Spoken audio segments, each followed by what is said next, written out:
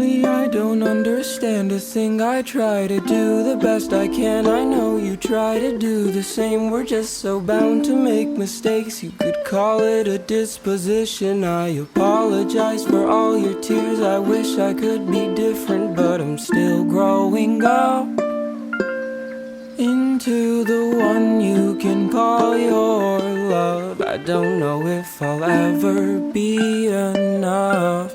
I'm throwing in my chips, I guess I tend to push my luck.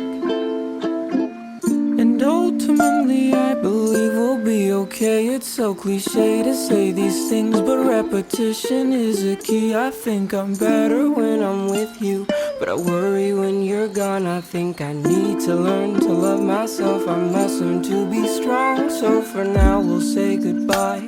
Although it pains me in my heart, your words, they come to me in memories. They sing to me like songs. It won't be long until I'm here. Soon I'll make my arrival under shady trees, a quiet street, the roads that I have traveled.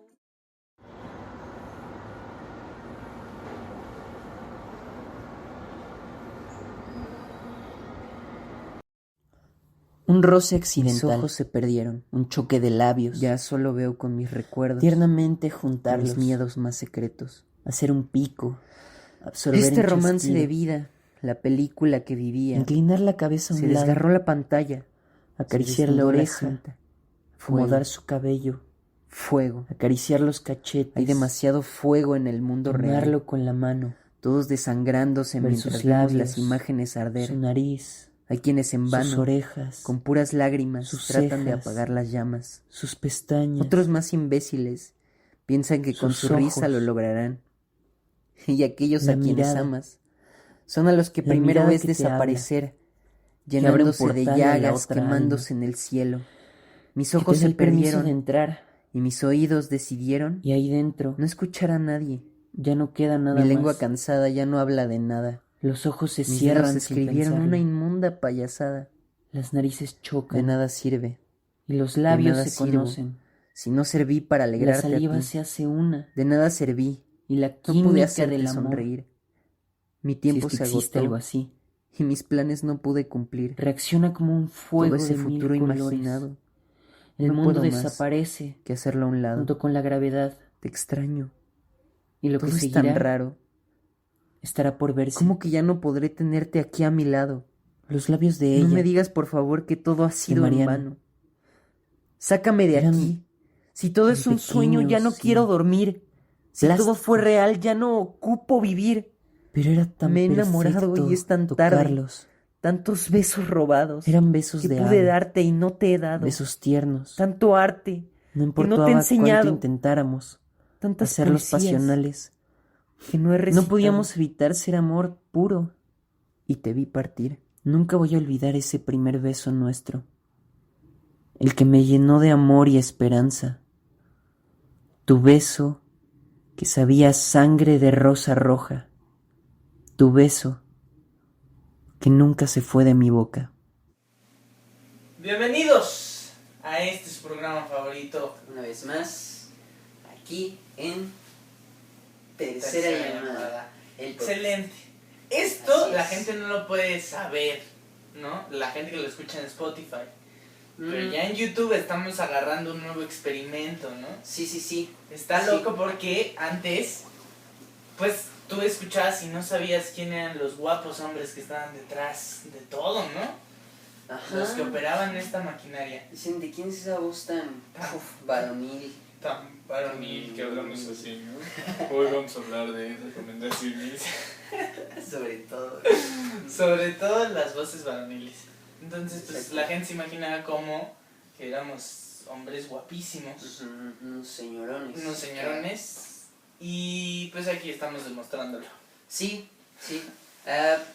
Próximamente en YouTube, ya casi estamos completos en los podcasts que hemos estado atrasando unos cuantos meses. Pero ya está. Pero ya casi, y ahí pues en este tercer capítulo de la segunda temporada de lo que es Tercera Llamada, el podcast, usted podrá ver nuestros hermosos rostros en la pantalla de su hogar, de Ajá, su claro. teléfono, de su... Sí, lo si que usted guste. es un calamar, un pulpo y puede hacer 30 cosas a la vez, pues se puede poner a ver el video, ¿no? Exacto, De exacto, 2 horas. exactamente. Pero bueno, a lo que venimos el día de hoy. Sonó algo muy espectacular, algo raro, algo que a lo que no estamos acostumbrados en el podcast. ¿Qué fue eso, Diego? Bueno, pues el día de hoy que estamos grabando esto es 15 de febrero. El día de ayer fue el Día de los Enamorados, ¿Cómo no? un viernes. Y pues eso que les mostré no es algo, bueno, que les mostramos no es algo que sea reciente. Es un experimento sonoro que edité a partir de algunas cosas que escribí ya hace mucho tiempo, no es nada actual, pero lo encontré y lo utilicé para alguna escena que hice un día y pensé que pues quería mostrarlo, Sí, claro. pues porque me pareció chido. Podría ser pertinente. Ajá, podría ser pertinente con respecto a la fecha, todo aquello. Y pues sí, son ahí unas divagaciones del amor, una parte muy sufrida, otra muy ilusionada, ¿no? Como es el amor, ¿no? Claro. El Efímero. amor efímero, dual, ¿no? Claro. Pero bueno, a partir de eso, pues también en esta emisión especial de recomendaciones y noticiones, también pues les he traído unos cuantos poemas de amor que yo encontré. Unos 3, 4 les voy a narrar en esta emisión, a lo largo de toda la emisión. Pues nada más por la fecha, ¿no? Claro, porque Porque pues, de eso se el trata. amor es bello, el amor es feo también a veces, ¿no? Pero pues ahí está, siempre ha estado en la humanidad. Sí, sí, sí. Ahí te va un verso ya mítico, pero es el único que me sé. A ver, venga. Venga, dice, ¿qué es poesía? A ver, otra vez. No lo quiero decir mal, pero... a ver. Dice, ¿qué es poesía? Si estoy mal, que me corrijan. Sé qué es poesía. Me preguntas mientras clavas en mi pupila tu pupila azul. ¿Qué es poesía? Y tú me lo preguntas. Poesía eres tú. Gustavo Adolfo Bécquer, inmortal. Inmortal. Quizás lo dije Así todo es. mal, ¿no? No, está bien, creo que Sí, no. creo que está, ¿no? No dices en vez de preguntas, pero creo que está. Bueno, no importa. Había Es muy que bueno, muy bueno. meterle eso. El amor, hoy traemos un... Becker es grande. Ve que es grande, efectivamente. Hoy traemos una emisión ya clásica. Esos, un Chivas América, Santo Blue Demon, ¿no? Pumas Politécnico. También, Aquí, también. pues, de todo y para Sí, todos. todo. Entonces traemos un recomendaciones y noticiones. Un señor clásico. Señorón, clasicón, así es. En efecto. Y bueno, Pues empezamos con las recomendaciones, ¿te parece? Como ya pues es habitual, ¿no? Hay que respetar el formato ya establecido. exacto. Y bueno, ¿quiere usted empezar o yo Me empiezo? parece adecuado, ¿puedo empezar yo? Va, me parece Si te perfecto, gusta. me parece más que excelente. Muy bien, bueno, la verdad es que yo no traje nada. Bueno, sí. Primero empecemos con algo que es diferente, que no solemos recomendar mucho acá, que son las exposiciones, los museos. Hoy nos falta eso, pero bueno, no importa. Yo vengo a hablarles de la exposición sobre el señor Helio Flores en el Museo del Estanquillo, en el Centro Histórico de la Ciudad de México. Una exposición que es un poco al estilo al estilo de la exposición de Rius que hicieron hace unos meses, algunos meses también después de su partida. Recopilaron varios trabajos, ¿no? Y era una cosa muy interesante porque podías ver como otra faceta del Rius, no solo la de pues la de sus libros, que ya es como un formato muy conocido, sino también algunas pinturas que hacía. Te das cuenta de que Ríos era un artista muy completo, ¿no? Y un tipo que entendía el mundo y este país de una manera bastante peculiar. De ese calibre es Elio Flores. O sea, Elio Flores está al nivel de Ríos, de Naranjo, de estos caricaturistas que marcaron una época, ¿no? Donde la crítica, porque hoy en día la caricatura en México ya es, o sea, ya hay mucha más posibilidad de hacerla, ¿no? La caricatura política. Sí, no dudo que siga habiendo censura, pero mucho menos que la que había en los momentos en los que estos hombres empezaron a publicar, como el 68, ¿no? Que empezaron a publicar La Garrapata, que era una revista que escribían en conjunto Elio Flores, Ríos y Naranjo, con algunas apariciones de Monsiváis, por ejemplo. Y que, bueno, esta exposición recupera algunas de estos números de esta revista. Y otra vez puedes ver cómo Elio Flores es un artista muy completo, como siempre ha sido muy crítico, un ciudadano muy crítico y además un caricaturista excepcional, ¿no? Con un estilo bastante peculiar, o sea, los monos que hace o que dibuja este hombre, Elio Flores, son bastante peculiares todos, ¿no? Con las piernas muy flacas y muy alargadas, o sea, los muñecos en general largos, los rostros. Te muestra algunos de sus primeros ejercicios en el diario, me parece que era, bueno, no me voy a aventurar, pero en un diario ahí local, ¿no? Sus primeros ejercicios como caricaturista. Su primer personaje como tal, o caricatura famosa, que era el Hombre de Negro. Y cómo fue cambiando, incluso tuvo una evolución de las primeras ediciones de La Garrapata a cómo terminó siendo dibujado después, un humor muy ácido,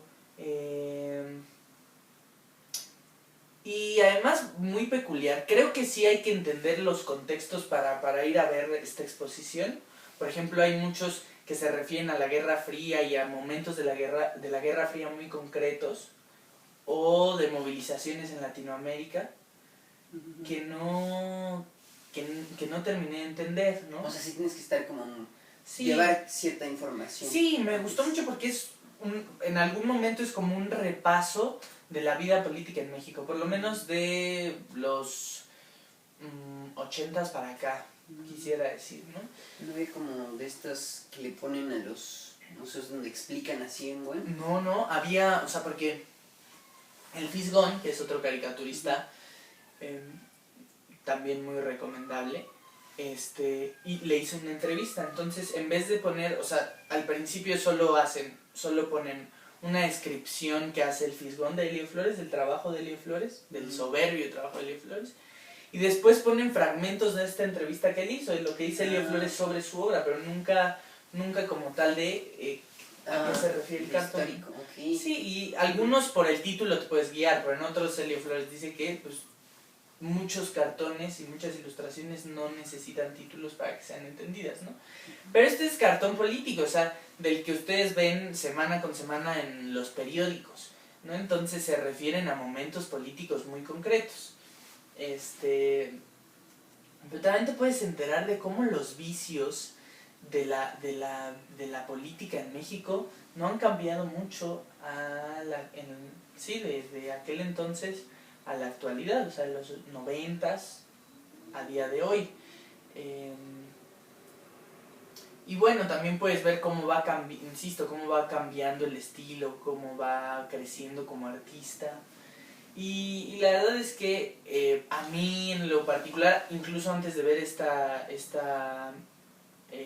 exposición, yo ya creía que Elio Flores era el mejor caricaturista a mi forma de ver, a tu parecer, a mi parecer,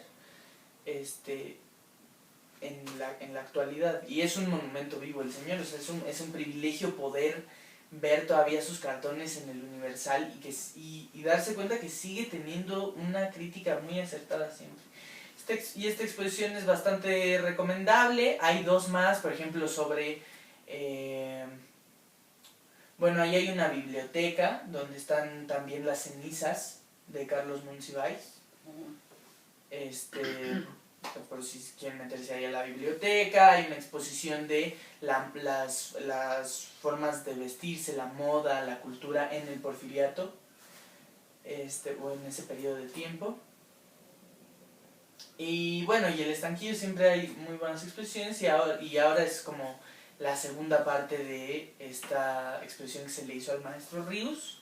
Espero, por ejemplo, también que en un futuro hagan la de Naranjo, así. Esta acaba, eso es importante decirlo, termina el 1 de marzo. Entonces, si quieren ir, apúrense, y se la avientan muy rápido y muy amena. Y sí, estaría bien que entendieran un poco para entender algunos sí hay que tener más contexto, ¿no? Si son estudiosos de la política, esos que se meten a leer los periódicos todos los días, probablemente les resulte fascinante. El Estanquillo, ¿dónde queda ese? El Estanquillo. Está en el centro histórico sobre Isabel la Católica. Es muy larga Isabel la Católica, pero no encuentro otra referencia. Bueno, pero pues ahí está. Ahí está, la primera recomendación. Interesante recomendación. Y pues bueno, para pasar acá a la segunda recomendación, antes de eso, les voy a leer un pequeño poema. Excelente. ¿No? Para seguir con esta temática del amor. Este es un poema que se llama Amor, de Juan Ramón Jiménez. No, no has muerto, no. Renaces, con las rosas en cada primavera. Como la vida, tienes tus hojas secas, tienes tu nieve como la vida, mas tu tierra, amor, está sembrada de profundas promesas que han de cumplirse aún en el mismo olvido. En vano es que no quieras, la brisa dulce torna un día al alma, una noche de estrellas, bajas, amor, a los sentidos, casto como la primera vez, pues eres puro, eres eterno, a tu presencia vuelven por el azul, el blanco bando, blancas palomas que creíamos muertas. Abres la sola flor con nuevas hojas, doras la inmortal luz con lenguas nuevas. Eres eterno, amor, como la primavera. Ándale, ¿cómo es la poesía bella, no? Sí. Bueno, de una vez les voy a leer otro, ¿no? Vamos, ya estamos en esto, y la verdad es que este que viene también es uno de mis favoritos. Dice: seducción. Tus undosos cabellos, que a tu rostro dan sombra, a la espalda te caen, y fulgura radiosa tu pupila brillante, y se ríe tu boca, y me embriagan los ecos de tu voz melodiosa, como el vino aromático que se vierte en las copas. Y qué dulce es tu beso, y qué fresca es tu boca. Y al mirar tus mejillas, que son hojas de rosa, mis pupilas contemplan, fascinadas, absortas, los hoyuelos formados al reír de tu boca.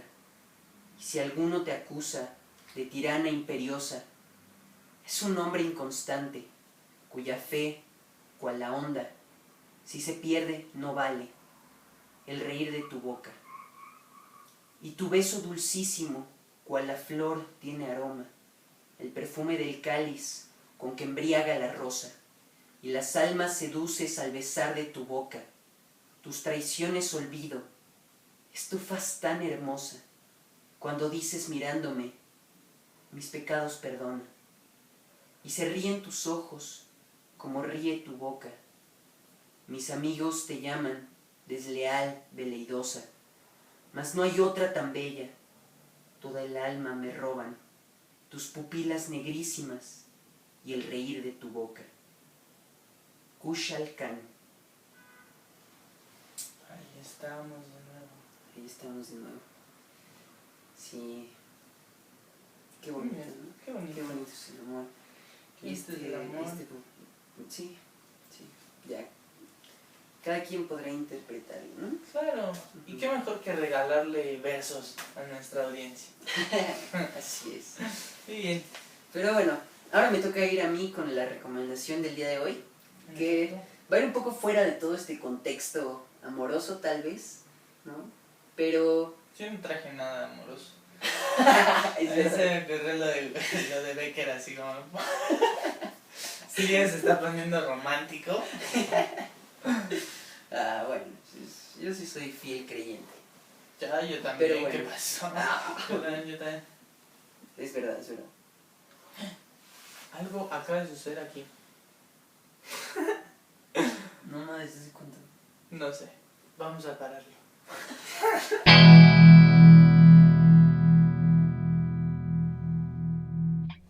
Listo. 1, 2, 3.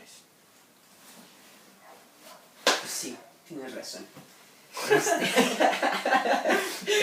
excelente.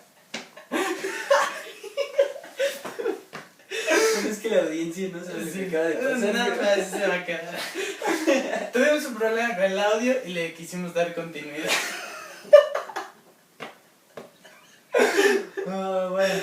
Muy bien. Cosas, gajes, ¿no? De la creación. Sí, a uno le aprende este negocio. Muy bien, entonces ¿cuál es la Bueno. siguiente recomendación? Bueno, sí, ahora sí vamos con la recomendación.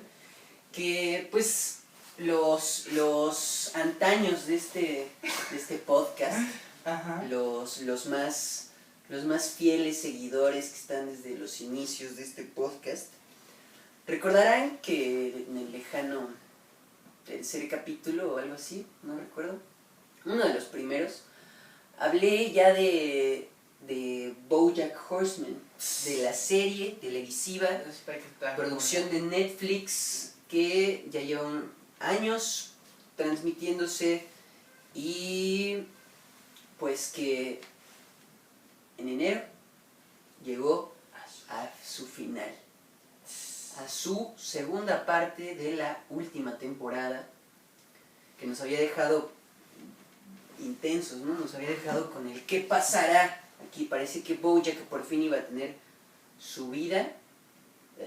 No les voy a spoilear más. Ya todos se la saben cómo acaba. Pero bueno, el punto es que pues hoy sí quiero darles como una descripción de qué es BoJack Horseman, ¿no? ¿Qué fue BoJack Horseman? En resumidas cuentas, ¿no? Lo más resumidamente posible. Pues los creadores del programa son dos. Y bueno, el punto es que una de ellas tenía toda esta idea y empezó a crear este mundo de las personas con singularidades de animales, ¿no? Uh-huh. Cuando le propusieron hacer un programa sobre eso, pues empezó a hacer BoJack Horseman, ¿no? Y pues se volvió se volvió una serie muy muy importante porque es como de este humor gringo que ya todos conocemos, como pues Los Simpsons, ¿no? Como Family Guy, como Rick and Morty, ¿no? Como todas estas series, pero muy a su estilo, ¿no? Muy a su chistes inteligentes, chistes de crítica social contra toda esta sociedad, más que nada de Hollywood, ¿no? Uh-huh. Del medio que se había vuelto, de los artistas, de las estrellas que rodean al medio y de los problemas que les llegan, ¿no? Sin pelos en la lengua, diciendo tanto de los productores como de los artistas, como de todo el medio. Sí, sí. Y conforme fue pasando la serie, empezó a tener tintes que tocaban temas muy fuertes como la depresión, como la drogadicción, como el alcoholismo. Y así fue desarrollándose una serie muy fría, muy... Y densa, ¿no? Muy densa, sí, muy obscura la serie. Pero continuaba con este humor, ¿no? Que de repente sucedía algo bien dramático, pero que era un chiste al final de cuentas. Claro. Y de repente salían estos chistes bien mensos en medio de las escenas donde un topo sale de su casa y para ir al trabajo se mete por un agujero, ¿no? O sea, tenía un buen de tipos de humor. Y vaya, fue una serie inteligente. De hecho, hay varios capítulos que justo lo mencionaba la vez pasada, que la BBC, la NBC de Inglaterra había hecho entrevistas y estaba dándose cuenta de que muchos consideraban a BoJack Horseman como la mejor serie de animación que se ha hecho en la vida, ¿no? Y pues yo creo que no es por nada. Logró capítulos donde usa la animación para explicar cosas, como te digo, como la drogadicción, como la depresión, como la ansiedad, como la dependencia a medicamentos antidepresivos y así, hasta volverlo pues una explicación muy veraz de lo que es en realidad. Sí. Entonces, pues por fin llegó a su final y yo diría que es de los mejores finales que he visto de series en general en la vida. Creo que llegó a su final justo cuando tenía que llegar, cuando era ideal que llegara. Claro. Porque muchas series empiezan a alargarse y mientras más se alargan, más decaen, ¿no? Y más van cayendo en cosas que ya no están chidas, ¿no? Sí, o en repetirse, ¿no? Ajá, o en repetirse. Ay, BoJack nunca fue así. Siempre había como una evolución, ¿no? No es como en Los Simpsons o como en Family Guy que Lisa nunca crece, ¿no? Que Homero Simpson siempre está igual de idiota. Después ¿no? de 30 años. Después de 30 años. Exacto. Aquí sí, aquí se va viendo cómo va evolucionando BoJack, cómo al principio es una persona y ya cuando va hacia el final de la serie se empieza a volver otra, ¿no? Y van evolucionando todos los personajes, tanto física como emocionalmente, como psicológicamente, todos tienen una evolución muy, muy humana, ¿no? Y impresionante en una serie que son animales humanos. Claro. Pero es un regalo el final que nos dio BoJack. El penúltimo capítulo te deja en depresión total, de verdad, casi llorando, porque aparte es un capítulo muy extraño, ¿no? Como onírico, como de sueño. Y cuando llegas al último, es el final que... no es el final que quieres, es tal vez el final que esperas por cómo viene la serie, pero... Es un final real. Es un final real. Es un final real, crudo hasta cierto punto, pero con un ligero sabor de esperanza. Es wow. No, sí, de verdad. Sí, me encantó. Me encantó y de verdad que todos los que puedan verla, yo la recomiendo muchísimo. Tal vez ya tendremos tiempo de aquí, de con más personas, discutir más sobre ella, más a fondo. Estaría chido. Tendría que acabar de verla. Ajá, ajá. Como la está vendiendo Diego, pues se antoja, ¿no? Sí, muchachos, es que de verdad, gran serie, muy recomendada. Y pues ya, llegó a su final. Me da como cosa pensar otra vez en ello, pero pues ahí está. Yo la recomiendo mucho. Muy bien, excelente recomendación. Sí. Ahora ya terminada esa serie, ¿no? Luego pasa con ciertas series que te metes muy cañón y terminan por cancelarlas, ¿no? Esta es una garantía porque ya terminó. Ya terminó. O sea, tienes el panorama completo para gozarlo. Y gran final, o sea, no fue nada apresurado, no fue como de, ay, ya tenemos que terminarla en chinga, vamos a hacer algo, ¿no? Como que sí se vio, o incluso si les dijeron ya tienen que terminarla, lo supieron hacer muy bien, ¿no? Darle ese cierre, ¿no? Sí, no fue como ahorita se me ocurre Hora de Aventura y su final que sí se vio muy precipitado, ¿no? Como que en los últimos 5 capítulos pasó todo lo que no pasó en la temporada. En la serie, ¿no? Ah, okay. Sí, muy bien. Hay cosas muy forzadas, pero esta fue impresionantemente muy buena. Muy bien. Bueno, mi segunda vas a leer otro... Un pequeño poema. Me parece antes de tu adecuado. recomendación, Sí. para seguir con esta temática y también para quitarnos un poco esta depresión, ¿no? Me parece adecuado. Definición del amor. Desmayarse, atreverse, estar furioso, áspero, tierno, liberal, esquivo, alentado, mortal, difunto, vivo, leal, traidor, cobarde y animoso. No hallar fuera del bien centro y reposo, mostrarse alegre, triste, humilde, altivo, enojado, valiente, fugitivo, satisfecho, ofendido, receloso, huir el rostro al claro desengaño, beber veneno por licor suave, olvidar el provecho, amar el daño, creer que un cielo en un infierno cabe, dar la vida y el alma a un desengaño. Esto es amor, quien lo probó lo sabe. Félix Lope de Vega. Qué fuertes poemas. Seguramente nuestra audiencia está llorando. Yo porque ando aquí con la cámara encima, ¿no? Me aguanté. Tenemos que... O sea, nada más hice como esto y... ya. Adiós lágrimas, vámonos con todo. Pues muy bien. Mi segunda recomendación es una película.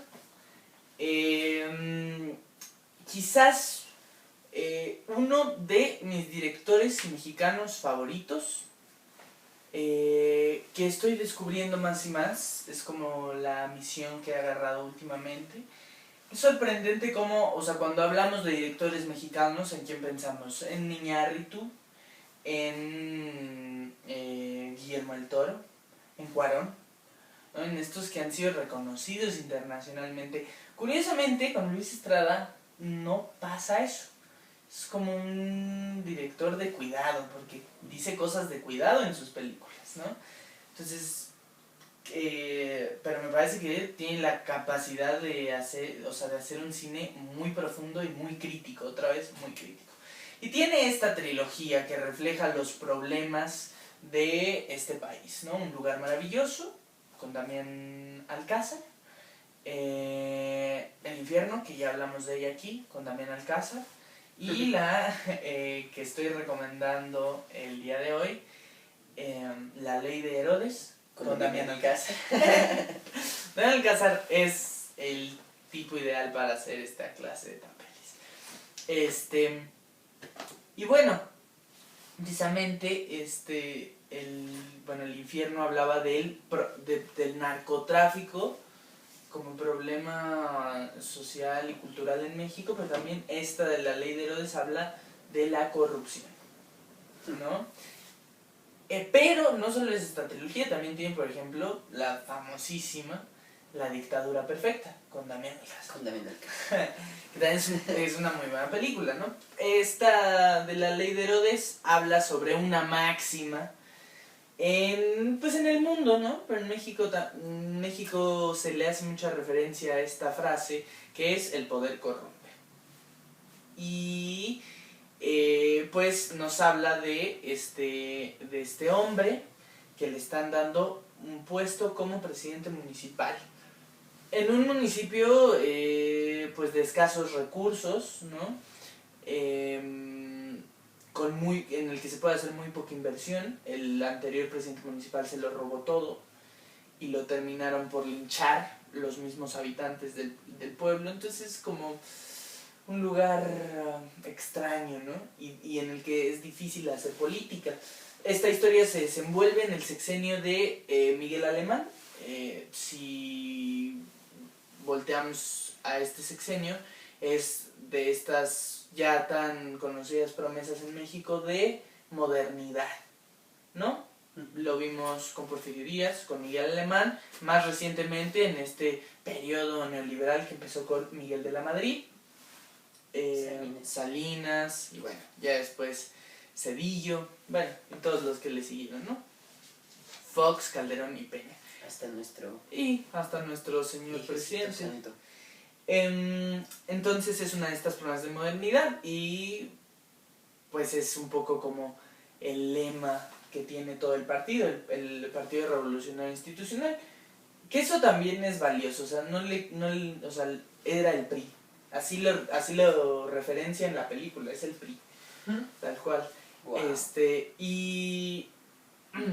Y bueno, ese es como el lema del PRI, y llega este hombre al municipio y dice, bueno, ya vengo aquí a traer pues modernidad, y que es imposible llevar modernidad, ¿no? Y bueno, a la hora de pues querer cambiar las cosas se ve imposibilitado, porque no hay recurso económico o financiero con el cual se puedan hacer proyectos para modernizar el municipio. Casi toda la población de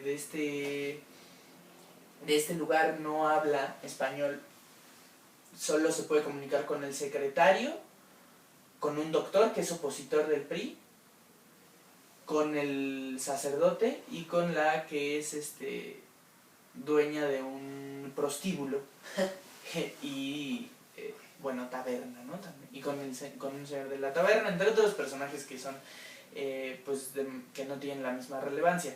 Pero pues a la hora de cambiar las cosas se ve imposibilitado también por la postura de estos hombres, ¿no? De estos hombres pues, con los que se puede comunicar directamente. Entonces va con su jefe, que está postulándose para ser gobernador, y le dice, pues no tengo dinero en absoluto para hacer nada. Y pues este hombre, interpretado por Pedro Armendáriz Jr., o hijo, y entonces le dicen, bueno, no te puedo dar dinero, no seas estúpido, no seas ingenuo, pero te voy a dar este libro, ¿no? Que es como una constitución. Entonces dice, tú mueves las leyes a tu conveniencia, para sacarle dinero o sea, haz que paguen impuestos, y eso empieza a hacer, ¿no? Y empieza a entender el poder de distinta manera, ¿no? No solo al ejercerlo, sino también a la hora de, por ejemplo, relacionarse con su esposa o con sus cercanos, con el secretario, va cambiando su manera de ser y su personalidad, ¿no? Se vuelve un tipo ególatra, se vuelve un hombre acaparador, ¿no? Y deja de importarle realmente la ciudadanía, sino la fortuna con la que se está haciendo, ¿no? Y también como su popularidad va cambiando a partir de ello. Como en este país, bueno, ya la historia sigue y te pones en situaciones, otra vez como en el infierno, como situaciones que resultan chistosas, pero no un humor con el que te vas a carcajear, o sea, sino un humor sí para reflexionar, ¿no? Que te pone a pensar y que resulta gracioso a fin de cuentas. Pero bueno, a grosso modo describe esto, ¿no? Cómo el poder cambia, cómo en México cambian las personas y cómo en México y en el mundo, insisto, en el mundo político no se recompensan las buenas intenciones ni la buena fe de un gobernante o de una persona que se encuentra en un cargo público, ¿no? Sino el colmillo, sino la habilidad del engaño, la demagogia. Bueno, ya tendremos nuestra sección de noticiones y ahí lo veremos. Pero sí, Una película excepcional, otra vez, insisto que Luis Estrada es un gran director. Y para muestra de ello esta película, ¿no? Ni siquiera cuando uno, o sea, pudo haber ido por... Esa es una película también distinta porque trata la corrupción desde un municipio, ¿no? Desde una situación muy particular, o sea, no la corrupción masiva de las grandes personalidades en la vida pública y política de este país, sino de un particular. Ajá, una partícula de todo de toda esta hiedra, ¿no? Que envuelve al país o que aprisiona al país. Sí, o sea, de un hombre que no necesariamente era corrupto, pero se corrompe por las circunstancias y por las ventajas que trae la corrupción. El infierno trata de la hipocresía del mexicano al hablar del narcotráfico cuando estás fuera y cuando ya te encuentras dentro, cuando encuentras un beneficio, cómo cambia la percepción de la gente, ¿no? Cómo deja pasar el problema. Aquí es un poco lo mismo, ¿no? O sea, cómo estando fuera del problema puede que seamos gente de buena fe, gente que de verdad tiene la pretensión de cambiar algo, y a la hora de encontrarnos en un sistema que te absorbe absolutamente, porque así es, tenemos en México un sistema de corrupción enquistado, un sistema corrupto enquistado, pues cómo es imposible no ejercer el poder sin usar a la corrupción como herramienta, ¿no? Película muy recomendable. Yo las estaba comprando. Uh-huh. Y están, bueno, tengo Amazon y resulta que estaba ahí, entonces hice un gasto inútil. No inútil. Bueno, tenerlas en físico, siempre vale. Claro, siempre vale, pero ya ahora, por ejemplo, le decía a mi papá como, mira lo que compré, un DVD, como para qué, ¿no? No ahora lo tienes todo a la mano, pero hablábamos en redes sociales, ¿no? Nada como ir a buscar la película. Sí, ¿no? Pero bueno, te encuentras cosas muy interesantes. Diego y yo somos conocedores en ese tema. Nos gusta a veces meternos a librerías y así. Pero bueno, esa es mi segunda recomendación del día. Y me parece... ¿Qué pasión? El teléfono, por favor. Sí. Se me olvida que está grabado esto. Sí, ahorita. Pero bueno. Y bueno, me parece una recomendación oportuna y muy valiosa. Muy bien. Pues ahora les voy a leer este poema que es un poco largo, pero a mí me encanta. Cuando lo leí por primera vez me identifiqué mucho con lo que decía. De una eminencia, además. De una eminencia mexicana, hermosa señora. Pero bueno, dice así. Aparte es curioso porque van a ser 2 eminencias mexicanas hermosas de quienes vamos a leer sus poemas. Pero bueno, dice así. Excelente. En que describe racionalmente los efectos irracionales del amor. Este amoroso tormento que en mi corazón se ve, sé que lo siento y no sé la causa por que lo siento. Siento una grave agonía por lograr un devaneo, que empieza como deseo y para en melancolía. Y cuando con más terneza mi infeliz estado lloro, sé que estoy triste e ignoro la causa de mi tristeza. Siento un anhelo tirano por la ocasión a que aspiro, y cuando cerca la miro, yo misma parto la mano, porque si acaso se ofrece, después de tanto desvelo, la desazona el recelo, o el susto la desvanece. Y si alguna vez sin susto consigo tal posesión, cualquier leve ocasión me malogra todo el gusto. Siento mal del mismo bien, con receloso temor, y me obliga el mismo amor, tal vez a demostrar desdén. Cualquier leve ocasión labra en mi pecho de manera que el que imposibles venciera se irrita de una palabra. Con poca causa ofendida, suelo, en mitad de mi amor, negar un leve favor a quien le diera la vida. Ya sufrida, ya irritada, con contrarias penas lucho. Por él sufriré mucho y con él sufriré nada. No sé en qué lógica cabe el que tal cuestión se pruebe, que por él lo grande es leve y con él lo leve es grave. Sin bastantes fundamentos forman mis tristes cuidados de conceptos engañados un monte de sentimientos, y cuando a averiguar llego el agravio porque riño, es como espanto de niño que para en burlas y juego. Y aunque el desengaño toco, con la misma pena lucho, de ver que padezco mucho, padeciendo por tan poco. A vengarse se alabanza, tal vez el alma ofendida, y después, arrepentida, toma de mí otra venganza.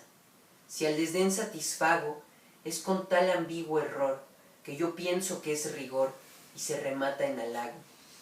Hasta el labio desatento suele, equívoco, tal vez, por usar de la altivez, encontrar el rendimiento. Cuando por soñada culpa, con más enojo me incito, yo le acrimino el delito, y le busco la disculpa. No huyo del mal ni busco el bien, porque en mi confuso error ni me asegura el amor, ni me despecha el desdén. En mi ciego devaneo, bien añada con mi engaño, solicito el desengaño, y no encontrarlo deseo. Si alguno mis quejas oye, más a decirlas me obliga, porque me las contradiga, que no porque las apoye. Porque si con la pasión algo contra mi amor digo, es mi mayor enemigo quien me concede razón. Y acaso en mi provecho hallo la razón propicia, me embaraza la justicia y ando cediendo el derecho. Nunca hallo gusto cumplido porque, entre alivio y dolor, hallo culpa en el amor y disculpa en el olvido. Esto de mi pena dura es algo del dolor fiero, y mucho más no prefiero, porque pasa de locura. Si acaso me contradigo en este confuso error, aquel que tuviera amor entenderá lo que digo. Bravísimo. De la señora Rosario Castellano. No, No es de Rosario Castellano, ¿sí? Sor Juana. De Sor Juana. De Sor Juana Inés de la Cruz. Ah, muy bien. Sí. Y sí, describe racionalmente los efectos irracionales del amor. Así es. Así es, totalmente de acuerdo. Ya basta. Ya basta con esto. Sí, pues es confuso el amor, ¿no? Como bien dice Sor Juana Inés de la Cruz. Sor Juana. Y bueno, pues pasamos a la recomendación musical del día de hoy, ¿no? Y para ello vamos a tener este pequeño momento de escuchar una pequeña muestra de la canción del día de hoy. Esto es 309 de Nesquik.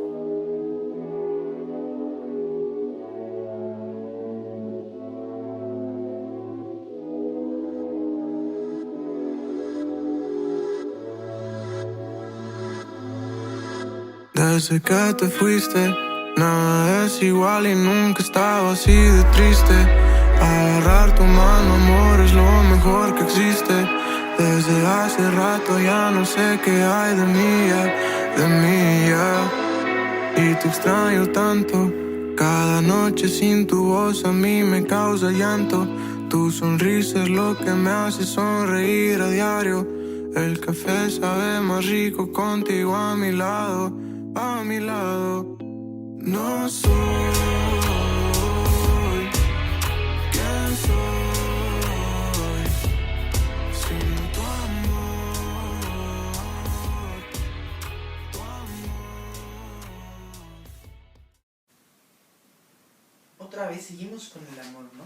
Hoy pura miel de ramas, Diego. Pues miel y miel fea también, ¿no?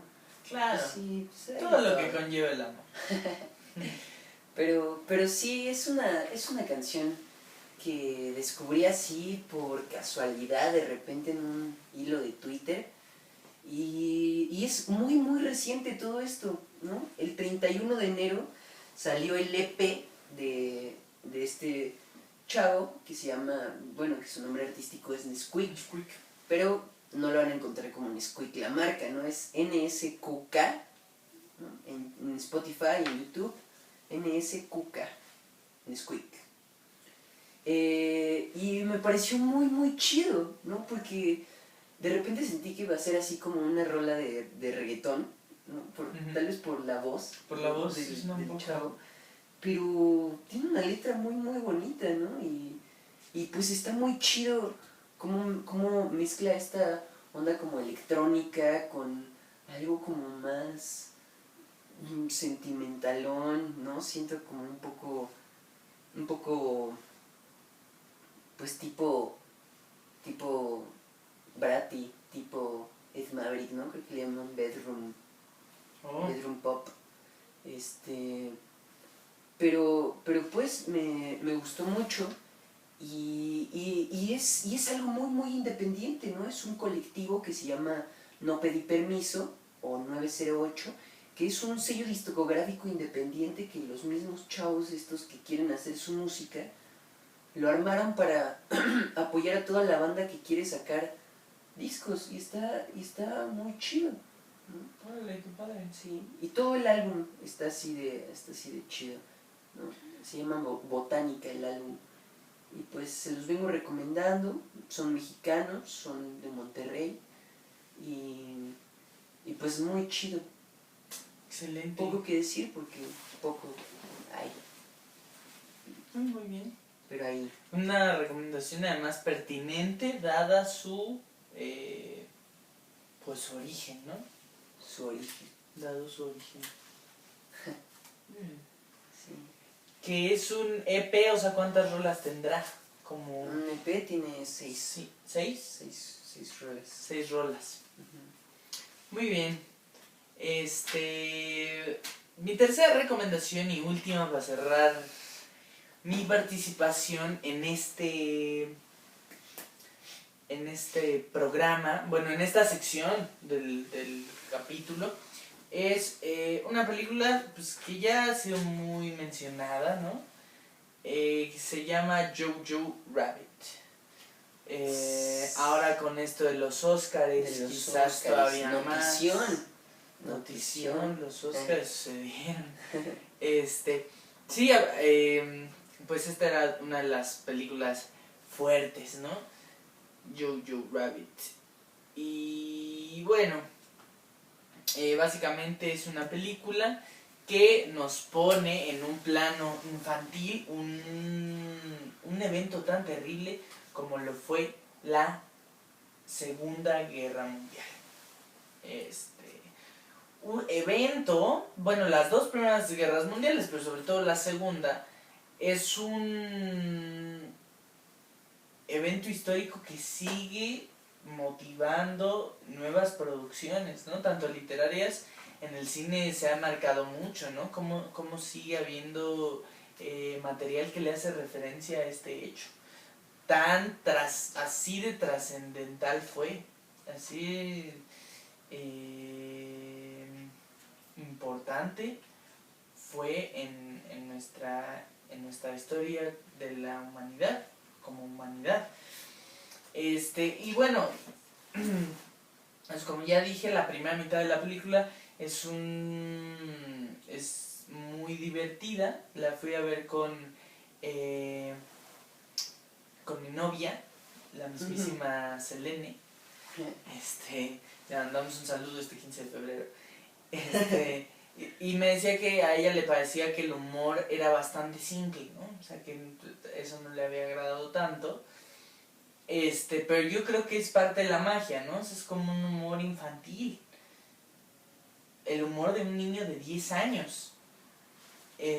la percepción de un niño de 10 años ante un problema que se lo come, pues, o sea, un problema tan grande como lo era el fascismo en Europa, el nazismo en Alemania, una figura tan importante como lo es Hitler, y entonces la primera mitad es así muy chistosa, ¿no? Y la segunda no tiene empacho en mostrarte la crueldad, la crudeza de este suceso, ¿no?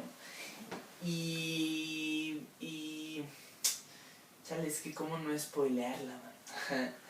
No, pero sí, o sea, como difícil, pero sí, te muestra como la crudeza y todo cambia, ¿no? De ser una película que te tiene riendo a cada minuto, te pone, o sea, te pone a llorar. Y es una propuesta muy interesante, ¿no? Digo, ha habido películas de la Segunda Guerra Mundial increíbles, pero esta facultad que tiene esta en particular de enternecernos, creo que le da un factor diferencial. Por ejemplo, La vida es bella tenía un poco de eso, ¿no? De Roberto Benigni, tenía un poco de eso, ¿no? De ponernos como un punto de vista bastante, o una perspectiva bastante tierna de un problema, o sea, o de un entorno tan miserable, ¿no? Como lo eran los judíos que estaban en los campos de concentración, ¿no? Darle una lectura diferente, ¿no? Y estas películas me parece que tienen más impacto todavía porque retrata la vida de muchas personas, de un hecho que, aunque, o sea, es un hecho histórico, tampoco está tan lejano, ¿no? O sea, tampoco ocurrió hace siglos, o sea, es un hecho medianamente reciente, ¿no? Por decirlo así, o sea, de la historia reciente de la humanidad y es increíble encontrarte con personajes con los que puedes empatizar así, ¿no? Esa es, me parece que una de las claves de esta película, que te pone muchos personajes con los cuales puedes empatizar y además que te caen bien por la porque es muy real, pues. Incluso Jojo Rabbit, que es el niño que digamos es el protagonista, pues en un principio es como este chico que admira a Hitler y admira sus ideas y que odia a los judíos. Incluso él resulta enternecedor, ¿no? Porque lo entiendes como lo que es, como un niño que tiene ante sí un problema que lo supera, pues, que supera su entendimiento, ¿no? Y cómo va cambiando su perspectiva cuando la crudeza lo alcanza, cuando el mal llega a su casa, a su círculo inmediato, ¿no? Es una gran película, enternecedora, pero a la vez terrible, o sea, para llorar. Sí. Yo he escuchado, ¿no? que sí, tiene sentido, ¿no? A veces. ¿Por qué ver otra película más sobre la Segunda Guerra Mundial? Que ya hay cientos de películas, ¿no? Parece que desde que terminó la Segunda Guerra Mundial no han dejado de sacar películas emocionales sobre el tema. Entonces, ¿tú sí consideras que vale la pena? Sí, es sorprendente porque sigue siendo un tema vigente, pues. O sea, es un antes y un después, ¿no? Y creo que depende también de los mensajes, ¿no? Esta en particular transmite uno muy bonito, Y que sí, que te nutre, pues al final creo que son de esos problemas que no pueden ser olvidados, ¿no? También es cierto que han abierto un mercado, una posibilidad de mercado, porque generalmente estas películas son pues muy llegadoras, por decirlo de alguna manera. Pero sigo creyendo que hay material excelente, pues. Por ejemplo, esta de La vida es bella de Roberto Benigni me parece una genialidad, ¿no? Y hay un director y actor detrás de la producción que su trabajo es muy destacable, ¿no? Y que vale mucho la pena verlo. Igual aquí, o sea, pese a que pueda ser la película 1800 o más, ¿no? Pero sobre la Segunda Guerra Mundial, o sobre la primera, porque por ejemplo ahí está 1917. Sí, sobre la primera. Pues sigue habiendo gente brillante detrás de estos proyectos, de algunos de ellos, ¿no? No digo que de todos, porque son tantos que habría que analizarlos uno por uno. Sí, no creo que todos, pero sí algunos. Es curioso, ¿no? Como cada año yo creo que al menos una sobre la Primera o Segunda Guerra Mundial llega a los Óscares. Sí, sí. Por ejemplo, Dunkirk, ¿no? De Christopher Nolan. Eso estaría bueno. Ese es otro tema interesante para el podcast. Como, sí, porque, bueno, yo tengo un par de amigos cinéfilos. Uno de ellos, por ejemplo, Braulio, que ya estuvo aquí. Que son como, que están muy metidos en este cotorreo y que podrían hablar más sobre eso, ¿no? Que han visto probablemente muchas más películas que yo. Sí, que nosotros. Sí. Pero pues, bueno, otro tema más a la lista de temas. De la tercera temporada, Ojo. Sí, porque esta segunda ya está completa. Ajá. Y bueno, yo creo que para concluir esta sección de recomendaciones, voy a acabar con el último poema y el que es de mis favoritos de toda la vida, no solamente sobre el Rosario Castellanos. Yo la venía esperando, digo, me cambié la jugada. Y bueno, espero que lo disfruten. Se llama En el filo del gozo. Entre la muerte y yo he erigido tu cuerpo, que estrella en ti sus olas funestas sin tocarme y resbala en espuma deshecha y humillada. Cuerpo de amor, de plenitud, de fiesta. Palabras que los vientos dispensan como pétalos, campanas delirantes al crepúsculo. Todo lo que la tierra echa a volar en pájaros, todo lo que los lagos atesoran de cielo, más el bosque y la piedra y las colmenas. Cuajada de cosechas bailo sobre las eras, mientras el tiempo llora por sus guadañas rotas. Venturosa ciudad amurallada, ceñida de milagros, descanso en el recinto de este cuerpo que empieza donde termina el mío. Convulsa entre tus brazos como mar entre rocas, rompiéndome en el filo del gozo o mansamente lamiendo las arenas asoleadas. Bajo tu tacto tiemblo, como un arco en tensión palpitante de flechas y de agudos silbidos inminentes. Mi sangre se enardece igual que una jauría olfateando la presa y el estrago, pero bajo tu voz mi corazón se rinde, en palomas devotas y sumidas. Tu sabor se anticipa entre las uvas y lentamente ceden a la lengua, comunicando azúcares íntimos y selectos. Tu presencia es el júbilo.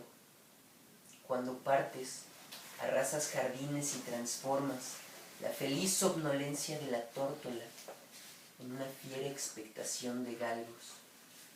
Y, amor, cuando regresas, el ánimo turbado te presiente, como los ciervos jóvenes, la vecindad del agua. Rosario Castellanos. Rosario Castellanos esta vez, o sí. Rosario Castellanos no murió electrocutada al intentar conectar una lámpara. Sí. Sí, porque salió de bañera. Ah, hay otra recomendación, señores, si no la han visto. Ahí está Los Adioses. Basada en la vida de Rosario Castellanos. Sale, ¿quién sale? ¿Ilse Salas? No, Tessa Ia. Ok, sale por ahí Jiménez Cacho. Me parece que sí. Sí. Sí, también buena peli. Y super escritora mexicana. Por ahí la colección que les recomendé hace un par de emisiones de Vientos del Pueblo tiene un relato de Rosario Castellanos que habla un poco de este papel de la mujer que tenía la mujer en su tiempo. Sí.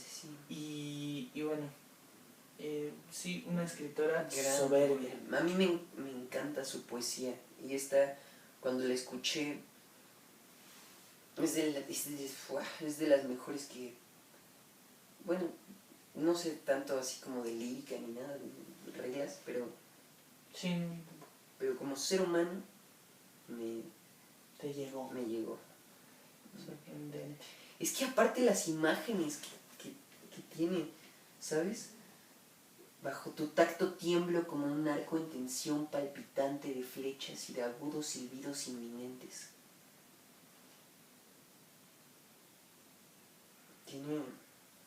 Tiene muy bonitas metáforas ahí. Y no sé. Mar contra las rocas, algo así, ¿no? Esa también me... Convulsa entre tus brazos como mar entre rocas. Bravísimo. Sí. Muy buena para acabar. Con este día del amor. Ya mañana todos pueden volver a ser amargados. Violentos. Hoy estamos celebrándolo, ¿no? Sí, así es. Pero este 15 de febrero, ¿por qué no prolongarlo un día más? Que sean los días del amor y la amistad. Un día del amor y uno de la amistad. Exacto, pues sí. Exacto. Ayer les tocó estar con sus chicas, con sus chicos. Ahora les toca estar con sus amigos, con sus chiques. Ahora les toca estar con sus amigos, el Paulo y el Diego, aquí en tercera llamada. Esto que es tercera llamada. Y sí, principiamos. Eso pasa cuando no planeas es parte de la magia también. Aquí estamos. Oh, yeah.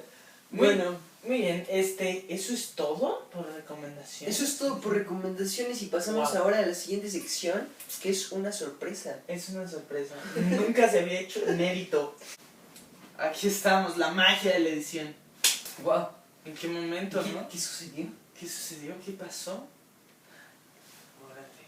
Eso significa que hay nueva sección. O sea, que estamos en la siguiente sección.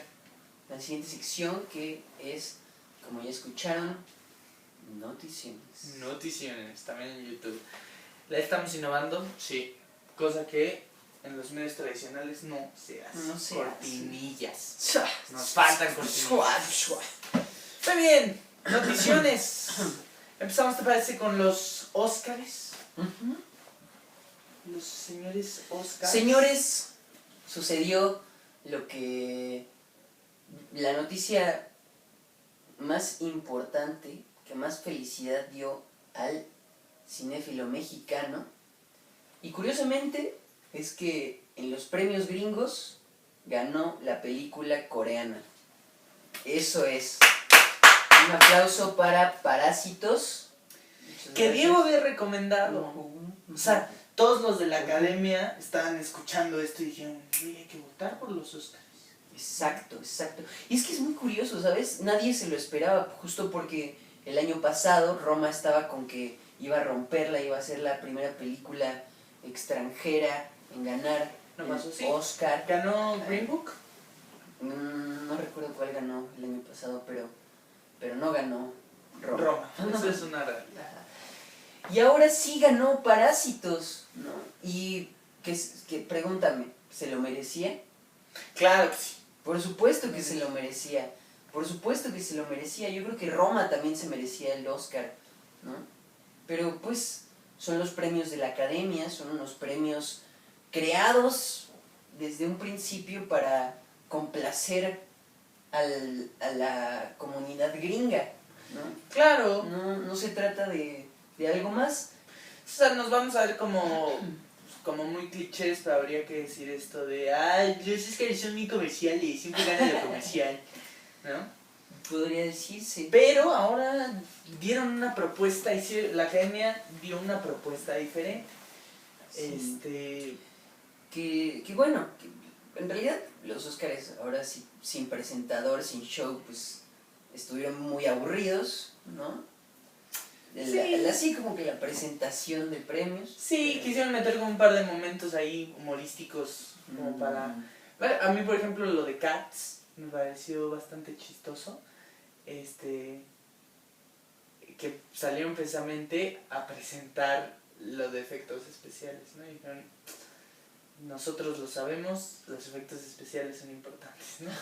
Entonces tuvo ahí como un par de momentos, sí, pero en general, pues, mucho glamour y mucha ceremonia, ¿no? Sí, pero muy pues así son los Oscars, ¿no? No se crean eso, ¿no?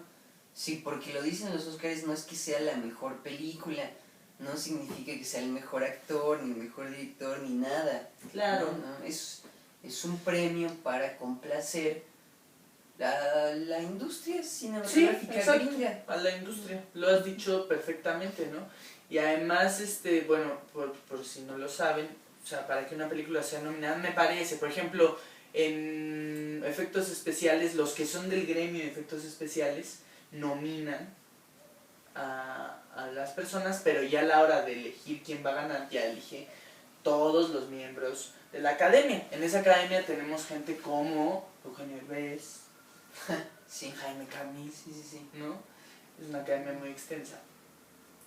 Pero bueno, así más o menos funciona. Y eso también depende, por ejemplo, pues algún miembro de la academia probablemente no vio todas las películas que están nominadas, ¿no? Ese es un poco también uno de los problemas de los Oscars. Pero esta vez creo que se hizo justicia, ¿no? Era quien lo merecía.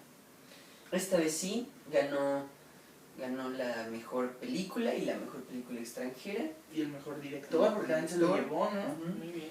Bravo, Parásitos. Y sí, definitivamente bien merecido. Parásitos o como también algunos la nombran, Parasites. Parasite, sí. Exacto. Ay, güey. Bueno, que sigamos así. Ojalá. Sí, porque como sea, estas premiaciones le vuelven a dar difusión a este tipo de películas, a este tipo de filmes, ¿no? Entonces, sí, al final sí importa lo que se nomine y de lo que se habla en los Oscars, ¿no? Como sea. Sí, más que nada, pues al público en general. Al público, ¿no? Sí. Bueno, pero pues eso es todo por decir sobre esto. Oscars, sí. Ajá. Igual, es que igual podríamos invitar gente que es mucho más metida, ¿no? Y más conocedora. Ahí sobre esto. Sí, ahí es muy interesante la historia de los Óscares. O sea, no ¿sabías que la figurilla? Ajá, la estatuilla. La estatuilla está basada en el cuerpo de el Indio Fernández. Está bien raro todo. Pero bueno, pues ya estaremos aquí en algún futuro. Otro tema más. Sí. Vienen temas. Tercera llamada, el lugar de los temas aplazados. Sí. Escuchándonos. O sea, ya tenemos temas para 20 temporadas más. Vamos a hacer la dichosa palabra, pero de Anchor. 45 temporadas. Muy bien. Perdonen los rusos. Muy bien. Ahora vamos a hablar como de temas políticos, temas que nos hacen decir qué tan horrible está nuestro país, ¿no? Tenemos cosas maravillosas, tenemos cosas nefastas, como la política. No es una de ellas, pero pues nos interesamos. Empezamos a hablar, ¿te parece, de INE, del señor? Me parece excelente. Cuéntanos, Pablo, ¿qué está sucediendo en el INE estas semanas? En el Instituto Nacional Electoral. Bueno, pues más o menos así, a grosso modo. Tenemos que el consejero presidente del instituto Nacional Electoral anticipó la reelección de Edmundo Jacobo, secretario ejecutivo de la misma institución. ¿Por qué la anticipó? ¿O por qué la hizo? ¿Por qué hizo esto antes de tiempo? Bueno, básicamente primero habría que decir que hay 11 consejeros que votaron por esta iniciativa de reelegir a Edmundo Jacobo, y hubo 8 votos a favor, tan solo 3 en contra. ¿Qué pasó y cuál era uno de lo que se alega? Que iban a llegar 4 consejeros nuevos, bueno, sustituir a 4 consejeros. Entonces la reelección era la toma de decisión sobre la reelección iba a ser hasta abril, pero fue ahora, en febrero. Y entonces se habla un poco de esto, ¿no? De que, no queremos tener el problema de estos 4 nuevos votantes que se suman, mejor la hacemos de una vez, que ya pues, casi aseguramos a Edmundo Jacobo como secretario ejecutivo del INE, que la Secretaría Ejecutiva del Instituto Nacional Electoral es básicamente pues como el corazón de esta institución. También habría que decir que Edmundo Jacobo ha estado operando o al mando de esta Secretaría Ejecutiva desde el 5 de junio del 2008. Son periodos de 6 años y solo se pueden reelegir 2 veces. Ahí nos salta algo, ¿no? Si estaba desde el 2008, pues ya debió haber acabado sus 2 periodos de mandato, por decirlo así, o de secretario ejecutivo. Pero lo que pasa es que él entró cuando esto era el IFE, o sea, el Instituto Federal Electoral. De ahí cambió a INE. Entonces ya el INE permite una triquiñuela ahí política. Porfirio Díaz, ¿eres tú? Entonces dijeron como, bueno, entonces podemos, ya a partir de que es INE, podemos volverlo a reelegir.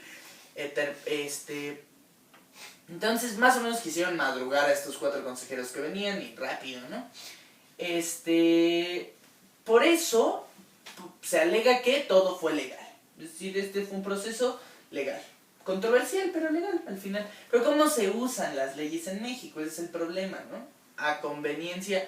Igual, tenemos de las mejores legislaciones en el mundo, pero se operan de la peor manera. Entonces, poco crédito te da decir, ay, pero todo fue legal, todo está bajo el marco de la estricta legalidad.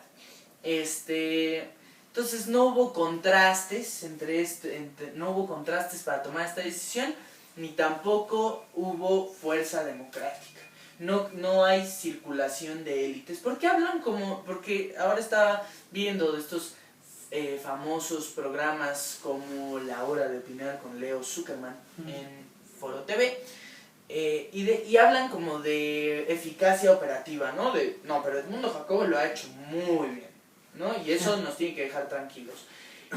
Pero pues al final eso de nada te sirve. No estamos en una democracia donde no hablamos del mérito, sino de un proceso de contraste de ideas y contraste al final de votos. Entonces, bueno, sí, como una cosa que nos deja un sinsabor. Te deja ahí como dudando, ¿no? Sí. Es como lo que pasó con ¿cómo se llamaba el de Perú? De Bolivia. De ahí. Sí. El señor Evo. El señor Evo Morales. Sí. Es como él, ¿no? Que pues sí te deja como pensando, porque por más bueno que haya sido, pues qué onda si no lo querían otra vez. Uh-huh. Exacto. De hecho, en este programa estaba como uno de los panelistas, Gibran Ramírez, ¿no? Gibran. Que es que a mí me parece como de las voces más importantes que ahora tiene este gobierno, o sea, porque muchas se han ido desacreditando, no quiero decir desacreditando, pero han ido perdiendo la objetividad, ¿no? Gibran me parece que a veces suele ser un tipo muy, muy acertado, y decía que, pues al final, si hablamos de méritos y de competencia, pues entonces estaríamos hablando de una aristocracia, ¿no? O sea, de esta forma de gobierno que se basa en el mérito y en la capacidad. Aquí no hay tal, y también dice, o sea, de toda el área de las ciencias políticas no había uno que pudiera hacerlo igual o mejor que Edmundo Jacobo. Entonces, bueno, sí, una cosa que nos deja con un sinsabor. Sí, Pero sí. bueno. Entonces, ¿qué pasó? ¿Ya se va a quedar ahí? Y ya nadie puede hacer nada para evitarlo. Se va a quedar ahí 6 añitos más. Edmundo Jacobo. Pues bueno, maldito México. Pero bueno, Pues bueno. sigamos con el maldito México. Con el maldito México, porque ahora toca un tema otra vez para ponernos virulentos, ¿no? Es el mismísimo tema, ya referenciado, ya hablado aquí, del avión presidencial, de la rifa del avión presidencial, porque ya se le dio resolución. En el momento en el que grabamos, decíamos, como esta es una posibilidad imposible, ¿no? Entonces esto no va a pasar. López Obrador tenía otros datos. Dijo, que tercera llamada dijo que... No, pero, o sea, estaba siendo tan referenciado que al final dijo como sí se va a hacer la rifa del avión y ya lo decidimos. Pero no es la rifa del avión como él había dicho. Le cambió muchísimo. O sea, no, en palabras claras, no vas a comprar tu boletito y es probable que te llegue el avión a tu casa. Sí, ¿no? O sea, es una rifa del avión donde no vas a recibir el avión. Ajá. Pero o sea, sí vas a recibir un premio y vas a apoyar al país. Ahí está, eso es más o menos como en términos generales lo que establece el observador. Yo quisiera, porque de primeras quería hablar un poco sobre la primera propuesta que hizo el observador, la que hablamos aquí pero que no había dicho algo, que ahora estando al analizarlo pues resulta cierto, ¿no? El avión presidencial, ¿con qué se está pagando? Porque bueno, se sigue pagando el mantenimiento, los servicios, se pagó con el dinero de los mexicanos, con los impuestos, ¿no? Pues como se pagan este tipo de proyectos y de operaciones.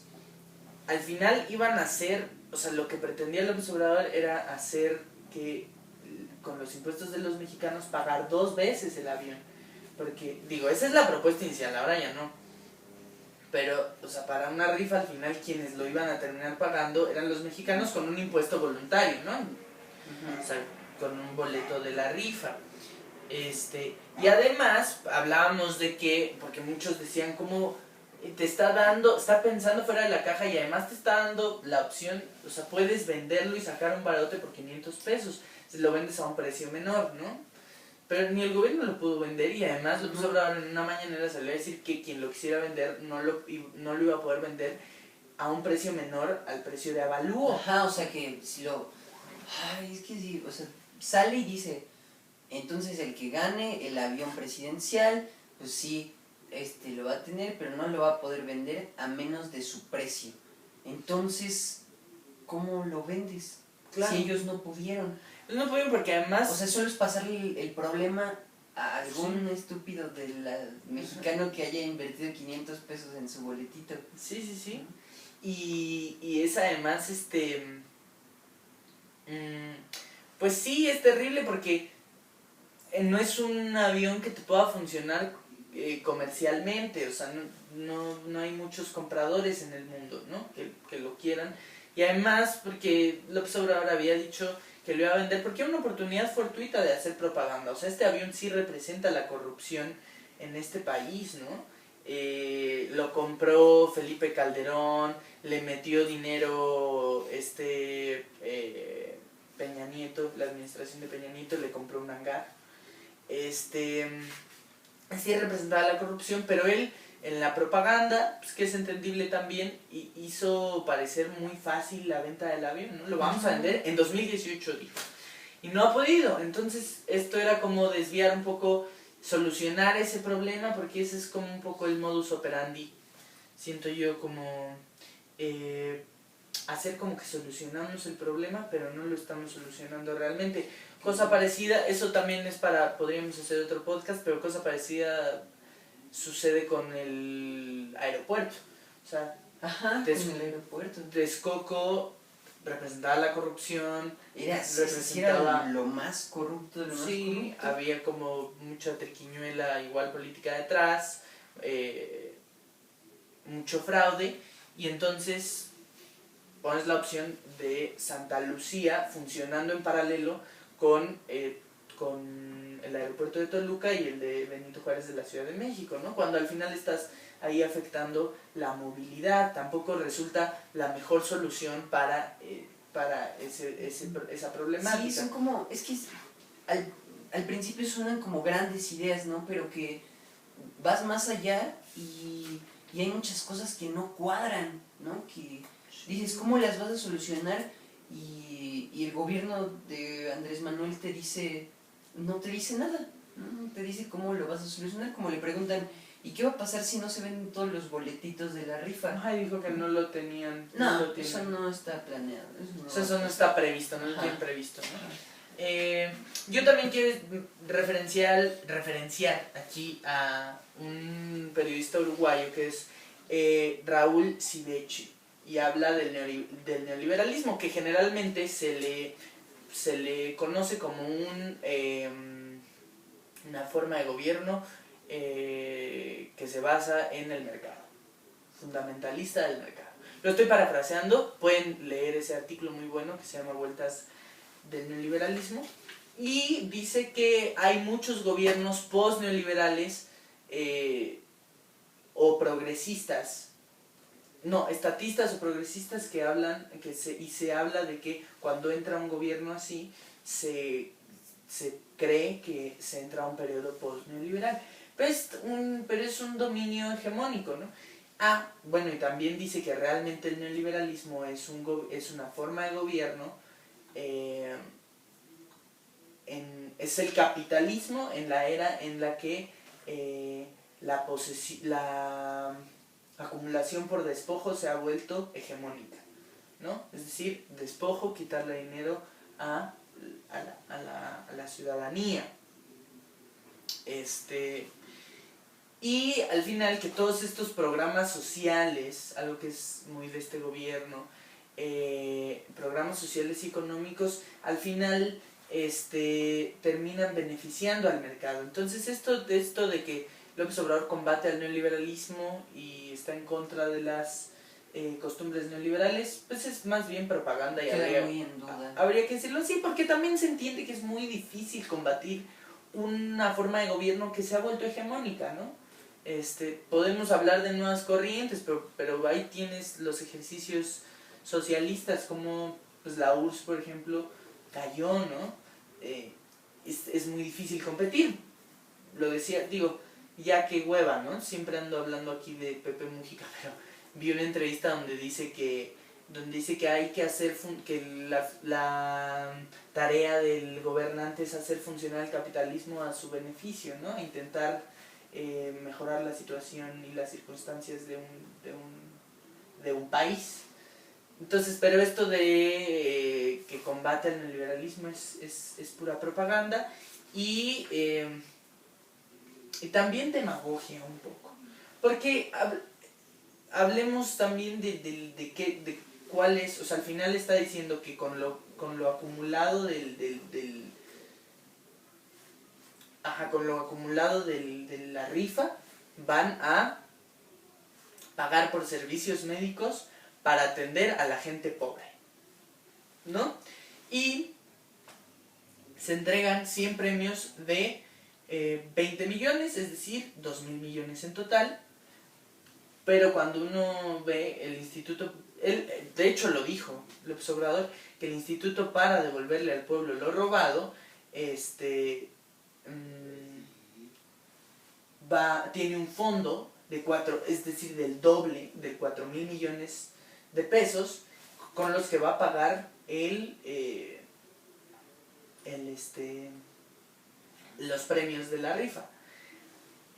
pues si tienes un fondo de 4,000 millones de pesos y al final ese instituto es para devolverle al pueblo lo robado, ya se pudo haber hecho una inversión en servicios médicos. ¿Por qué no lo hiciste desde un principio? Claro, porque también habla un poco de esto de que los servicios médicos en México están desolados, ¿no? Y tienen muchos problemas, entonces necesita un apoyo. Y nos vende esta idea de que estamos apoyando al gobierno, ¿no? Una fuerza ciudadana por apoyar a este gobierno a solucionar un problema, como si fuera Lázaro Cárdenas. Y muchos lo están comparando con Lázaro Cárdenas. Sí, aparte, ¿qué onda, no? ¿Por qué del avión presidencial surgió todo esto? No tiene como sentido.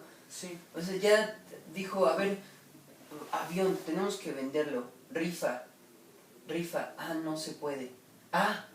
Rifa para ayudar a los pobres. Ya estás. Sí, porque pareciera que es así. ¿Qué está pasando? Porque es así, porque es una... O sea, lo único que queda del avión presidencial en su rifa es la imagencita en el boleto. Sí, claro, y que al final lo que se reúna es el precio del avión presidencial. Sí, pero es como nada más un símbolo, otra vez un símbolo, porque al final el avión sigue en venta, o sea, no resuelves el problema, pero estás haciendo como que lo resuelves, ¿no? ¿Y qué hace el avión ahí estacionado gastando cosas, ¿no? Sí, es que es un problema muy severo, ese es el asunto, o sea, que a López Obrador le ha costado mucho vender el avión, porque estoy seguro que sí lo quiere vender. O sea, que la intención es venderlo porque te está generando un gasto y porque al venderlo cumples una de tus promesas más importantes durante la campaña. O sea, si López Obrador puede vender el avión, ¡puf! Se le va para arriba el gobierno, ¿no? Y es un símbolo de que su gobierno, un símbolo de que está cumpliéndolo. Exacto. Sí. O sea, sería muy importante para López Obrador, pero se le está complicando mucho la operación. Entonces, por eso así como apaciguemos con la rifa. Y esto al final la rifa ya no tiene tanto que ver con el avión, pero pues es así. Y parecía que son puras ocurrencias, o sea, ocurrencias que al final en su operación pues, terminan siendo inteligentes, porque sí tiene un gran sector de la población dispuesta a gastar en el boleto y así, pero sí terminan surgiendo de ocurrencias, ¿no? Y es un sistema complicado, el de López Obrador, porque diario se enfrenta a una prensa, diario se le exige información, entonces pues necesita dar respuestas propagandísticas también, y en estas respuestas nos encontramos con estos absurdos, ¿no? Al final esta rifa no tiene ya nada que ver y todavía se le saca más jugo, ¿no? Pareciera que esta rifa pues al final termina por apaciguar a los medios, por entretenerlos con otra cosa, mientras se operan en distintas cosas y mientras se cometen otros errores, y entonces da esta imagen de que todo está saliendo mal. Sí, ¿no? Y que está optando por la demagogia, ¿no? Por el engaño, por la triquiñuela política, o sea, sí, y eso no está bien, o sea, eso termina por afectar y desprestigiar. Entonces creo que habría que cambiar la estrategia. Igual creo que en cierto punto las mañaneras están a veces ya afectando un poco la imagen. Sí, ya lo hemos comentado eso también aquí, ¿no? Sí, o sea, que yo digo que es un ejercicio muy valioso, pero también creo que llega un punto en el que no está funcionando. No está funcionando, lo mismo pasó ayer, por ejemplo, y eso entra un poco o tiene que ver un poco con el último tema, el tercer tema, que son los feminicidios. Los feminicidios. Y aquí con el avión presidencial yo tengo más reservas o sea, tengo más reservas porque creo que es un tema complicado. Al final creo que el gobierno funciona a través de propaganda, o sea, las campañas políticas funcionan a través de ello, y López Obrador tenía que aprovechar eso del avión presidencial, y estoy de acuerdo con que se venda o que se intente vender. Entonces, bueno, al final resulta más circunstancial, pero esto sí es insultante. O sea, lo que salió a decir López Obrador sobre los feminicidios es terrible. Y después podemos decir que ya, o sea, empezó a hablar más de los feminicidios, de las operaciones concretas que se tienen que hacer, concretas. lo que dijo es insultante, o sea, que dijo que las cifras de feminicidio son manipuladas para atacarlo, que los medios usan esas cifras para atacarlo, que es una constante, y no solo eso, sino que dijo, ahorita estamos con lo de la rifa. Ahorita no quiero que me cambien el tema, que me la opaquen, lo de la rifa. Y muchas veces cuando difunden estos fragmentos de las mañaneras te ponen 5 segundos y es muy fácil que se saque de contexto. Aquí no, aquí fueron 5 minutos que le dedicó al feminismo y que dijo, o sea, ahorita estamos con la rifa. O sea, ¿cómo es posible que un problema tan severo no puedas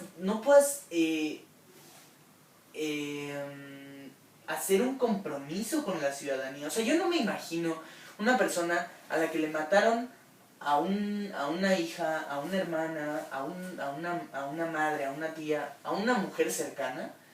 ¿Cómo se siente cuando el presidente no puede hacer un compromiso y no puede tomar una decisión ejecutiva? Y aparte lo toma tan a la ligera, ¿no? Como, Claro.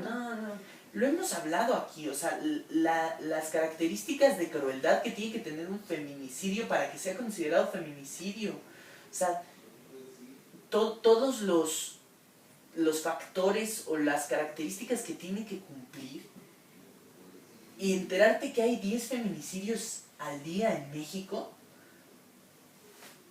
¿Y qué tan difícil era, digamos, una respuesta política fácil? ¿Qué tan difícil era? Es un problema grave en México y hay que trabajar para erradicarlo. Estableces un compromiso y dices, y en un futuro vamos a establecer un programa de acción.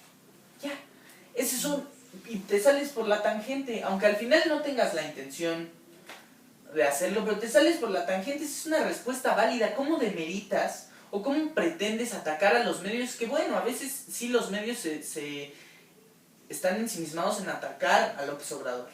Pero ¿cómo aprovechas un tema como los feminicidios para atacar a tus opositores? O sea, es realmente insultante. Mejor sí. Y es una aberración. O sea, a veces, por Dios, hablamos de que López Obrador tiene cierto instinto político, ¿no? ¿Dónde está ese instinto político a la hora de dar una respuesta que sea mínimamente complaciente con las exigencias de las mujeres? Y luego las mujeres van y se manifiestan, sí, pues, y entonces hablamos de esos, son grupos opositores que quieren, bueno, pues como sea, es la mejor jugada de la oposición porque es un tema real, es un tema sumamente real. ¿Dónde queda la libertad, no? La libertad de expresión de la que tanto hablaba en su campaña presidencial. Claro. ¿No? Y pues sí, o sea, teniendo en una situación tan tensa en este momento actualmente, no solo en México, ¿no? En el mundo. Sí. Y que ahí, en todos esos temas tan delicados, hay que tener un poquito más de sensibilidad al hablar, ¿no? Sí, claro. Y justo, tal vez porque, no sé, tal vez ya está como muy metido en sus asuntos, no sé, de lo que quiere lograr, ¿no? De sus fantasías, de sus objetivos. De sus objetivos, ¿no? Que no se para a cuestionarse poquito qué onda, ¿no? Sí. ¿Qué está diciendo? Y otra vez eso de las mañaneras, o sea, se comete un error, y ayer pasó que una activista feminista fue a preguntarle, así como una respuesta concreta, se enojó y dijo, no es suficiente lo que estoy diciendo, sí, pero está hablando de hombres y mujeres, específicamente de los feminicidios, y dijo, aquí lo tengo, dijo, a ver, y según hizo un decálogo, ¿no? Porque, o sea, otra vez parte de ahí de que lo están presionando, da una respuesta, y el gobierno saca sí, ¿no? El decálogo del señor presidente para combatir los feminicidios, que yo no sé qué va a combatir con este decálogo. Pone, 1, estoy en contra de la violencia en cualquiera de sus manifestaciones. 2, se debe proteger la vida de hombres y de mujeres, de todos seres humanos. 3, es una cobardía agredir a una mujer. 4, el machismo es un anacronismo, un acto de brutalidad. 5, se tiene que respetar a las mujeres. 6, no a las agresiones a mujeres. 7. No a los crímenes de odio contra mujeres. 8. Castigo a los responsables de las violencias contra mujeres. 9. El gobierno que represento se va a ocupar de garantizar la seguridad de las mujeres. 10. Nuestro compromiso es garantizar la paz y la tranquilidad en México. Para terminar con un ¿ya? ¿Ya te complazco? ¿Ya me dejas en paz? ¿Ya seguimos con la mañanera? O sea, aparte, ¿qué estás diciendo ahí? no es vamos a combatirlo. Sí. Vamos a castigar a los... Claro, es un decálogo. ¿Cómo? ¿Qué? Sí, está? hay que establecer... Materia, acción, ¿qué está pasando? Sí, hay que establecer un método de operación más concreto, ¿no? O sea, como...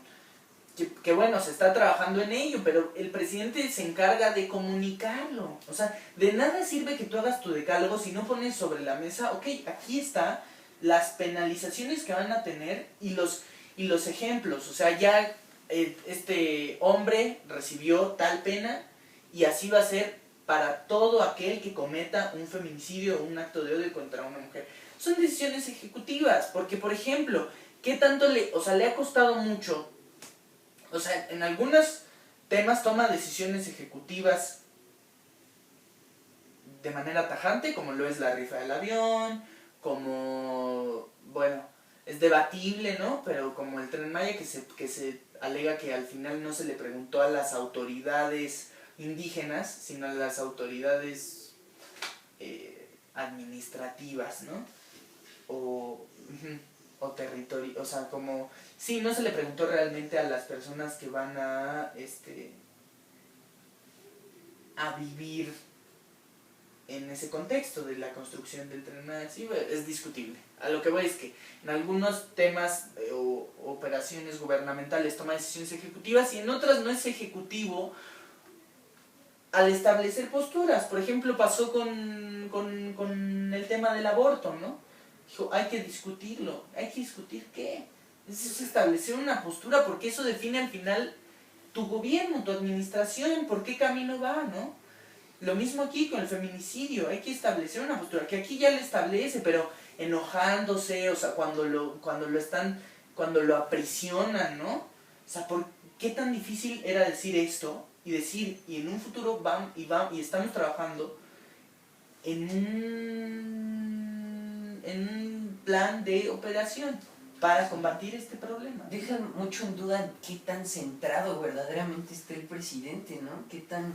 Claro. Porque, o sea, con este tipo de reacciones, con este tipo de respuestas, con este tipo de decisiones, lo único que está logrando es eso, que todo mundo dude de su capacidad de tomar, de razonar, ¿no? Sí, le da armas a la oposición él solito. O sea, hablamos también hablábamos un poco de la inteligencia que tiene para cambiar la agenda. Aquí le está dando armas a la oposición se ha visto muy torpe, me parece que ahora le da armas porque faltaba un caso, bastaba un caso para desacreditar lo que dijo el presidente de estar inflando las cifras. O sea, un caso de brutalidad absoluta como pasó con Ingrid Escamilla, un caso para desacreditar lo dicho por el presidente. Y entonces, pues resulta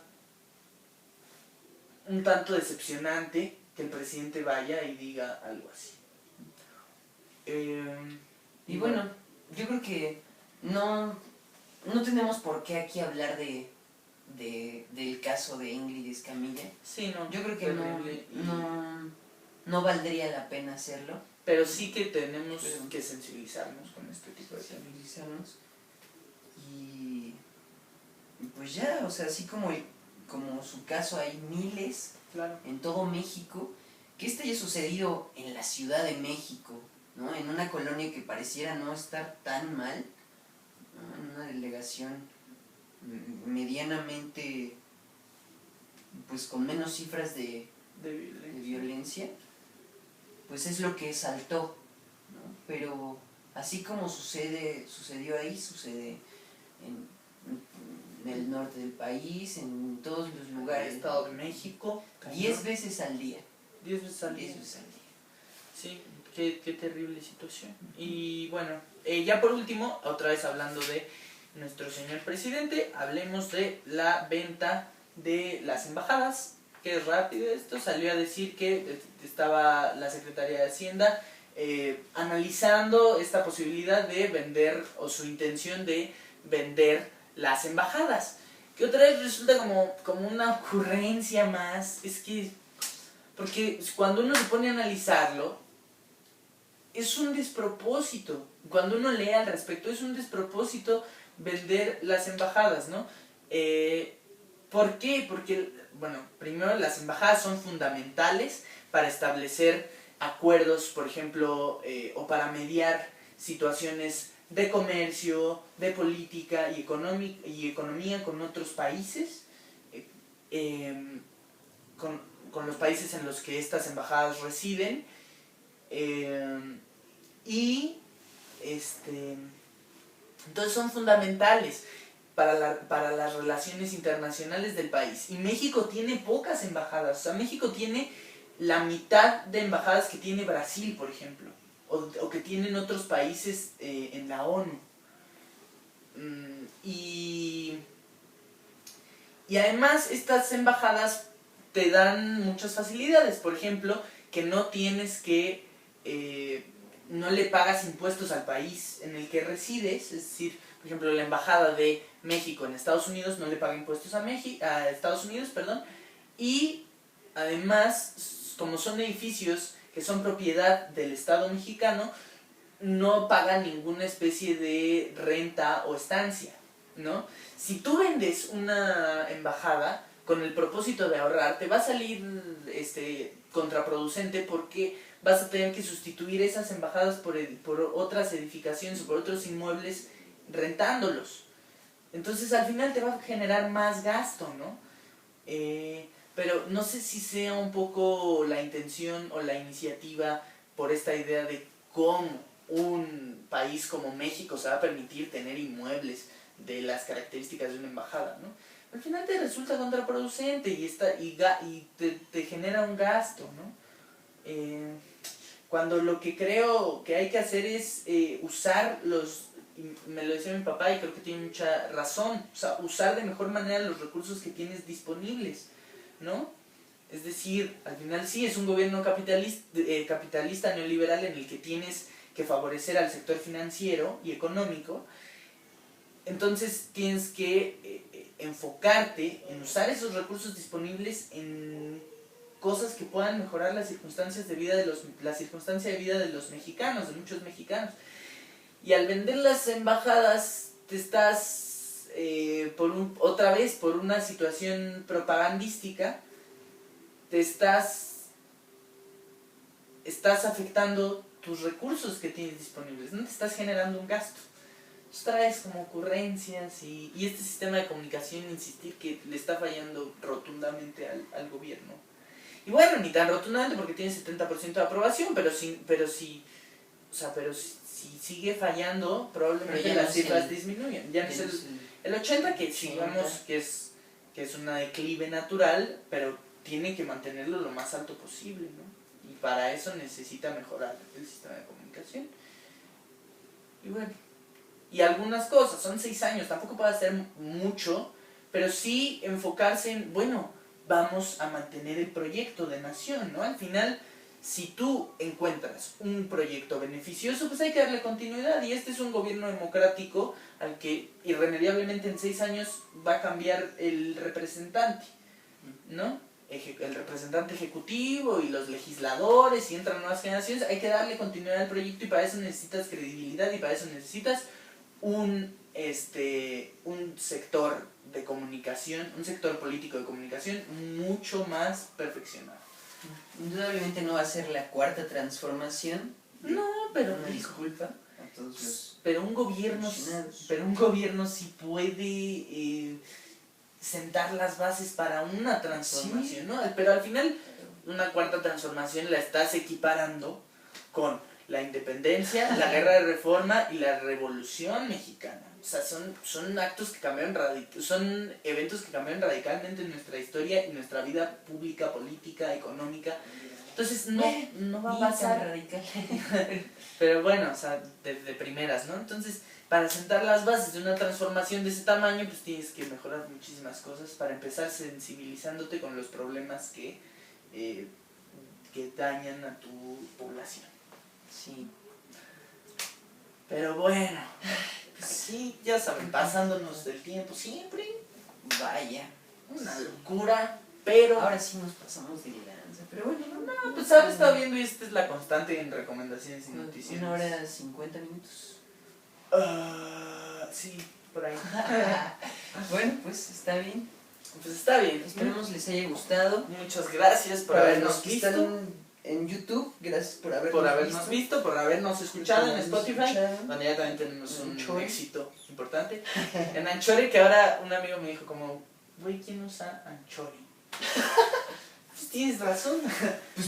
Pues justo Por hay si que alguien... empezar a usar Anchor. Exacto, hay que abrirnos, o sea, por ejemplo, en Rusia, ¿quién iba a pensar que nos iban a decir? Pero nos abrimos a distintos horizontes. Exacto. Y que no te sorprenda que ahorita haya una persona en Somalia viéndonos, escuchándonos. Ahí está, esta es la magia del internet y de la comunicación global. Bendito siglo XXI. Bendito siglo XXI, hay que aprovecharlo. Bueno, pues eso ha sido todo por nuestra parte. Todavía quédense, porque vamos a estar otras 3 horas hablando de migración en México. Tirándole más a nuestro propio país. Pero bueno, muchísimas gracias. Los queremos mucho. Por el día de hoy. Los llenamos de abrazos, de besos, feliz día de la amistad. amor, De la amistad ya lo declaramos aquí. Ah, sí. 14 amor, 15 amistad. Así será declarado por... Y yo diría que fuera día de A, día de M, día de O, día de R, para que haya más días de amor y amistad. Aunque sea superficial. Pues tendría que ser día del o sí, 365 veces. Exacto. Para que todo sea amor y amistad. Para que todo sea Porque amor y esos son amistad. sentimientos que... Porque esos son herramientas para cambiar. sí, malditos, no se hagan los muy cariñosos el 14 y después otra vez A lo los mismo. chingadazos. No, malditos. Y ahí está. Eso fue todo. Eso fue todo. Muchas gracias. Nos vemos en la próxima.